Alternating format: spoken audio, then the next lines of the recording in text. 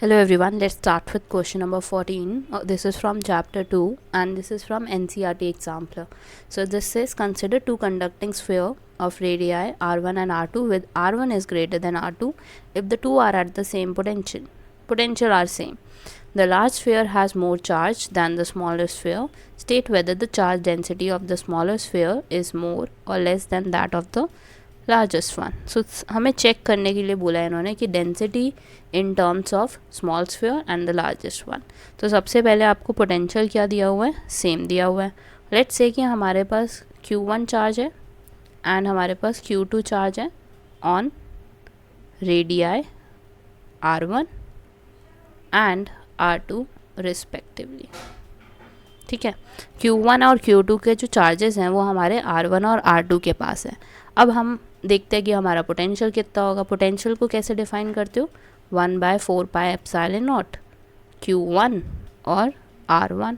Same यहाँ पे भी आ जाएगा आपका V2 निकालोगे आप तो this will be same 1/4 pi epsilon not Q2 over R2. तो हमारा पोटेंशियल दोनों के क्रिएट हो गए, V1 भी क्रिएट हो गया, V2 भी क्रिएट हो गया. और हमें बोला क्या गया कि V1 और V2 एग्जैक्टली सेम है. तो यहाँ पे ध्यान से देखो तो 1/4 पाई एप्सिलॉन नॉट और 1/4 पाई एप्सिलॉन नॉट कैंसिल हो जाएंगे.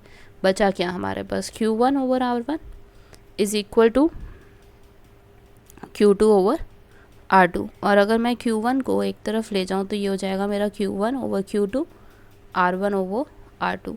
अब Q1 की वैल्यू क्या होती है सरफेस चार्ज डेंसिटी के अकॉर्डिंग.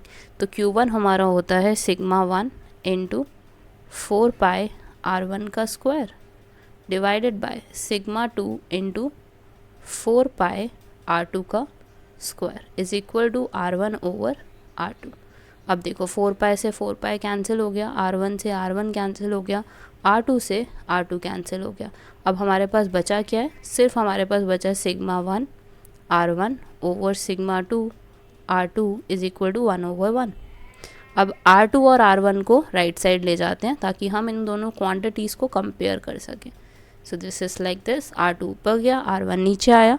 अब यहाँ पे ध्यान से देखो तो हमें कंडीशन क्या दी हुई थी कि R1 जो है वो R2 से ग्रेटर है.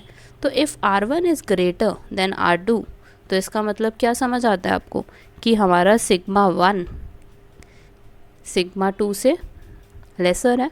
Sigma 1 is lesser than the sigma 2.